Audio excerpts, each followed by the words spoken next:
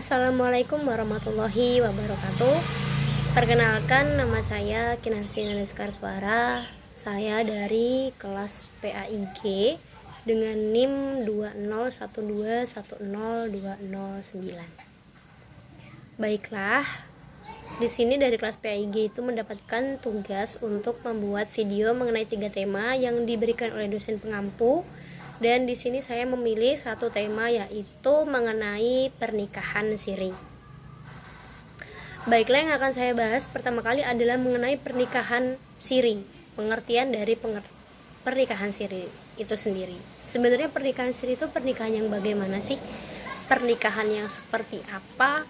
Pernikahan yang kok sedikit familiar gitu, atau mungkin sangat-sangat familiar. Tapi notabene pernikahan siri ini dinilai buruk sama beberapa orang. Bahkan umumnya orang itu menilai bahwa pernikahan siri ini adalah sesuatu yang buruk. Seperti itu. Jadi pengertian dari pernikahan siri itu adalah nikah yang tidak dicantumkan atau tidak dicatatkan di pemerintah atau dalam catatan sipil. Jika dalam pernikahan, catatan sipil tersebut dikenal sebagai KUA atau Kantor Urusan Agama, di mana hal ini sedikit merugikan bagi sang istri dan juga anaknya. Jadi pernikahan siri ini bisa dikatakan sah secara agama Islam yang membolehkan seperti adanya pernikahan. Jadi ini sah secara agama ataupun sah secara adat istiadat, akan tetapi di mata hukum ini tidak ada legalitasnya sama sekali. Jadi semisal antara satu pasangan, jadi ada satu laki-laki dan juga ada satu perempuan ini menikah melaksanakan pernikahan siri, maka ketika melahirkan seorang anak, anak tersebut tidak memiliki hak waris yang jelas, atau secara tanda kutip ayah biologisnya yang masih melakukan pernikahan siri ini tidak memiliki kewajiban yang pasti untuk menafkahi anaknya. Jadi seperti ayah biologisnya ini lepas tanggung jawab, dan juga ayah biologisnya ini tidak memiliki hak untuk menjadi wali nikah dari anak tersebut, seperti itu.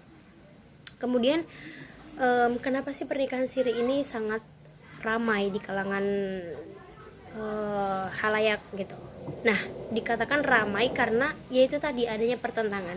Dikatakan sah secara agama, tapi ketika pernikahan ini dibawa ke jalur hukum, atau mungkin ketika adanya permintaan kejelasan dari sang anak hasil dari pernikahan siri, maka pemerintah ataupun negara tidak bisa memberikan kejelasan dikarenakan orang tua tersebut tidak menikah secara hukum, seperti itu. Jadi sedikit merugikan ya ternyata teman-teman.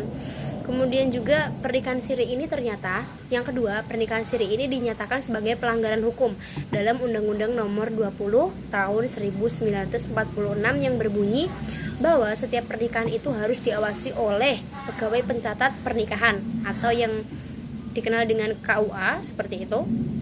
Jika tidak melakukan hal tersebut, maka akan dikenai sanksi berupa denda dan juga kurungan badan. Baik, saya akan jelaskan mengapa kok dijelaskan bahwa pernikahan siri ini dapat menyebabkan kurungan badan atau mungkin denda sanksi, karena dianggap sebagai perbuatan zina. Jadi dalam undang-undang itu juga dijelaskan bahwa perbuatan zina yang dilakukan oleh masyarakat atau orang tersebut, seperti itu misalnya ini benar-benar zina ya, bukan karena pernikahan siri. Ketika ada orang yang melakukan zina, maka orang tersebut akan dipenjara minimal 40 hari dengan tindak pidana seperti apa ya, intinya seperti kayak mengganggu kenyamanan warga, seperti itu. Mungkin kalau untuk denda itu tergantung dari kesalahannya dari pasangan tersebut. Nah, kalau dari pernikahan siri ini sendiri, kenapa dikatakan dapat mendapatkan sanksi? Yaitu tadi karena tidak ada kejelasan secara hukum, di mana hukum sudah menjelaskan bahwa pernikahan yang sah itu adalah pernikahan yang tercatat dalam adat istiadat dan juga undang-undang, seperti itu. Tapi kita jangan melupakan juga ya teman-teman, ada beberapa alasan kenapa beberapa orang itu melakukan nikah siri. Yang pertama, menunggu hari yang tepat untuk menikah di KUA gitu. Nah, mungkin secara tanda kutip untuk menunggu waktu yang tepat ke KUA, mereka memilih untuk melakukan nikah siri dulu. agar terhindar dari zina. Alasan utama kenapa seseorang melakukan nikah siri itu sebenarnya adalah untuk menghindari diri dari zina, dengan beberapa alasan lagi, semisal karena menunggu waktu yang tepat bisa jadi. Terus yang kedua juga mungkin antara salah satu pihak ini masih ada yang sekolah, semisal mereka berpacaran, kemudian sang anak atau dari yang laki-laki atau yang perempuan ini ada yang masih sekolah atau kuliah, dan orang tuanya ini mengetahui hubungan pacaran mereka atau mungkin hubungan di antara keduanya. Orang tuanya ini ingin menghindarkan anaknya dari zina, maka dinikahkanlah secara sirih mereka berdua, seperti itu, sembari menunggu waktu yang pas untuk agar mereka bisa menikah secara hukum, seperti itu. Kemudian yang kedua, sebagai solusi untuk mendapatkan anak. Jadi ketika ada seorang pasangan suami istri yang menikah secara sah, secara agama dan juga secara hukum, belum memiliki seorang anak, kemudian suaminya diam-diam menikah siri tanpa persetujuan istri, dan juga dengan alasan bahwasanya ketika ingin menikah lagi untuk yang kedua kalinya secara agama dan juga secara hukum itu mungkin terlalu beresiko atau terlalu banyak sekali runtutannya. Mungkin seperti harus meminta izin istri dulu dan ternyata istrinya juga tidak mengizinkan, atau mungkin kalau secara hukum harus runtutannya harus seperti menikah seperti biasanya. Dan juga kadang ketika ada seorang suami istri yang memiliki istri dua, itu pasti ada rasa malu tersendiri, dikarenakan itu seperti aib gitu. Jadi ya suaminya lebih memilih jalan untuk diam-diam menikah siri dengan sang suami. Suaminya lebih milih untuk menikah siri diam-diam dengan istri barunya, dengan alasan agar supaya dia mendapatkan keturunan dari istri kedua yang dia nikahkan siri. Tapi teman-teman, kembali lagi, ternyata hal ini sangat beresiko, dikarenakan apa?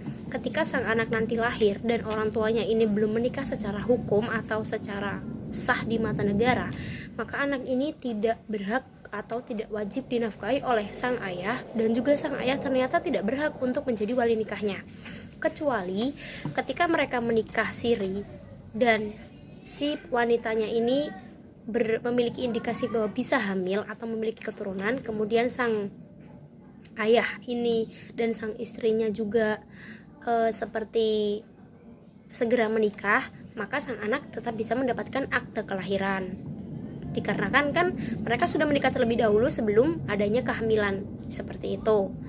Kemudian dari hal-hal semacam ini itu kita bisa mengetahui dampak dari nikah siri ya teman-teman. Yang pertama itu, anak yang lahir dari pernikahan siri itu tidak tercatat secara legalitas atau legalisasinya itu tidak ada di mata negara, itu nggak ada.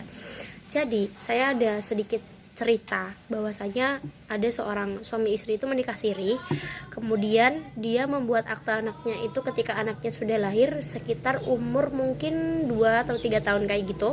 Dan ketika membuat akte, ayahnya ini disuruh mendatangkan saksi, dan saksinya itu bukan saksi yang kemarin menikah, sehingga anaknya tidak lolos untuk pembuatan akte.